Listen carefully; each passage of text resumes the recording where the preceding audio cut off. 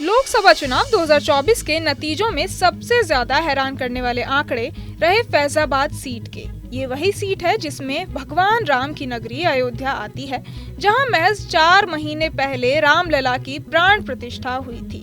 BJP को लगता था कि अयोध्या की वजह से उसे इस पूरे क्षेत्र में फायदा होगा, लेकिन कैसरगंज और गोंडा सीट को छोड़कर अयोध्या के आसपास बीजेपी 1-2 नहीं बल्कि 15 से ज्यादा सीटें हार गई। आखिर ऐसा क्या हुआ कि राम मंदिर प्राण प्रतिष्ठा के महज 4 महीने बाद ही अयोध्या में बीजेपी की हार हो गई? आइए जानते हैं कि यहाँ बीजेपी पर कौन से मुद्दे भारी पड़ गए। पहला है जमीन अधिग्रहण और मुआवजे का मुद्दा। अयोध्या में बीजेपी की हार की वजह जमीन अधिग्रहण और उसके मुआवजे को बताया जा रहा है। कई लोगों के घर दुकान तोड़े गए। दावा है कि कई लोगों को मुआवजा तक नहीं मिला। इसकी नाराजगी चुनाव परिणाम में साफ नजर आ रही है, जिसने विपक्ष को बीजेपी पर हमला करने का मौका दे दिया और बीजेपी अपनी अयोध्या सीट नहीं बचा पाई।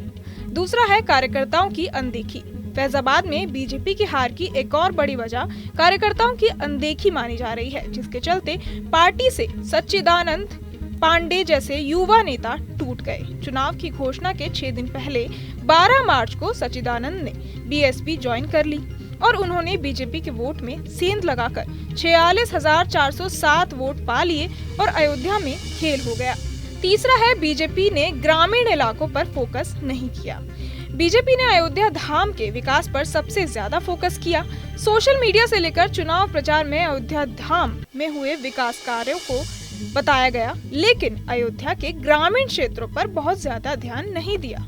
यहाँ ग्रामीण क्षेत्र की तस्वीर बिल्कुल अलग रही। माना जाता है कि ग्रामीणों ने इसी आक्रोश के चलते बीजेपी के पक्ष में मतदान नहीं किया। चौथा है जातीय समीकरण और मुस्लिम फैक्टर। फैजाबाद सीट पर अखिलेश यादव ने नया प्रोग्राम किया। सामान्य सीट होने के बावजूद सपा ने यहां से अयोध्या की सबसे बड़ी दलित आबादी वाली पारसी बिरादरी से अपने सबसे बड़े चेहरे अवधेश प्रसाद को उम्मीदवार बनाया।